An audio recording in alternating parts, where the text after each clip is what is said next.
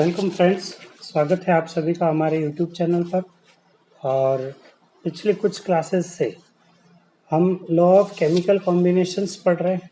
उन्हीं के अंदर आज हम fifth law Gay-Lussac's law of gaseous volume के बारे में बात करेंगे। तो चलिए स्टार्ट करते हैं। आज का जो लॉ है वो है गै-लुसैक्स लॉ ऑफ गैसियस वॉल्यूम्स। ठीक है, तो यहाँ से लॉ के नाम से ही आपको पता लग रहा होगा कि इस लॉ के अंदर हम वॉल्यूम के बेसिस पर बात करेंगे। ठीक है, चलिए लिखते हैं सबसे पहले हम लॉ को।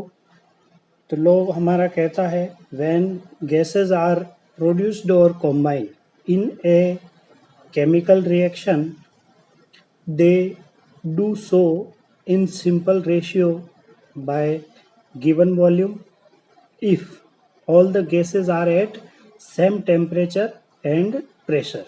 मतलब ये लॉ इतना सा कहना चाह रहा है कि अगर कोई गैसेस आपस में कॉम्बाइन होती है या फिर किसी रिएक्शन के प्रोडक्ट के रूप में हमारे को मिलती है, तो ऐसे टाइम पे ये जितने भी इनके वॉल्यूम होंगे वो सारे वॉल्यूम कैसे होंगे, सिंपल रेशियो के फॉर्म में होंगे। ठीक है, तो देखिए एग्जाम्पल के बेस पे देखते हैं हम। लेकिन उससे पहले एक बात कि ये लॉ जो है वो डेफिनेट प्रोपोर्शन जो लॉ हमने पढ़ा है उसी का क्या है, एक दूसरी फॉर्म भी है। ठीक है, चलिए एग्जाम्पल की ओर बढ़ते हैं हम। मान लीजिए आपके पास में हाइड्रोजन और ऑक्सीजन दोनों कंबाइन होके वाटर बनाते हैं। ठीक है, जैसे हाइड्रोजन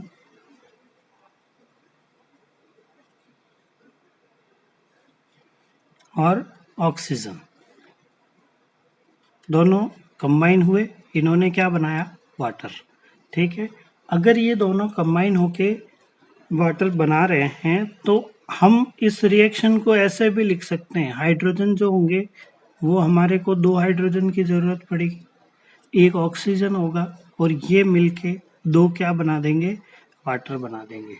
तो अब यहाँ पर आप ये देख सकते हैं कि जो भी चीज़ें ली जाती है वो इनके स्टोइकियोमेट्रिक कोफिशिएंट के बेसिस पे, ये जो चीज़ें हैं आगे जो लिखी जाती है वो क्या होता है, स्टोइकियोमेट्रिक कोफिशिएंट होता है। ठीक है, तो अगर यहाँ देखा जाए ऑक्सीजन के आगे कुछ नहीं है, इसका मतलब यहाँ पे 1 होगा।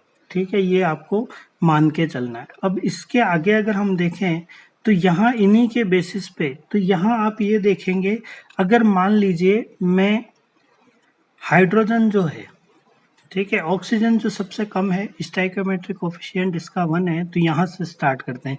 अगर मैं ऑक्सीजन को 50 ml लेके चलूंगा तो यहाँ स्टोइकियोमेट्रिक कोफिशिएंट कितना है, 2।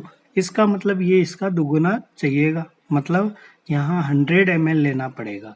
वैसे ही अगर मैं वाटर की बात करूँ तो वाटर प्रोड्यूस कितना होगा, तो इसी के बेसिस पे यहाँ 50 है तो यहाँ कितना होना चाहिए, 100 ml होना चाहिए।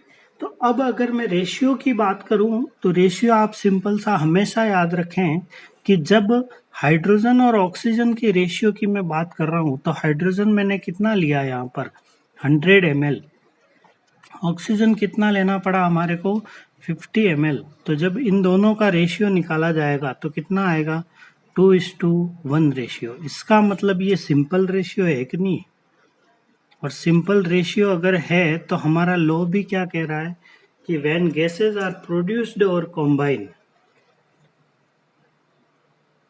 in a chemical reaction they do so in simple ratio by given volume if all the gases are at same temperature and pressure. मतलब कंडीशंस तो आपको डालनी है कि टेम्परेचर और प्रेशर कैसा रहना चाहिए, कांस्टेंट। अगर ऐसा होगा तो जो इनके वॉल्यूम्स होंगे जिनमें ये कंबाइन होंगे उनका रेशियो कैसा आएगा, सिंपल रेशियो आ जाएगा। तो जैसा एग्जाम्पल में आपको दिखाया उसी तरीके से यहाँ पर भी होगा। ठीक है, आज की क्लास के लिए इतना ही। नेक्स्ट क्लास में हम इससे आगे की चर्चा करेंगे। Thank you.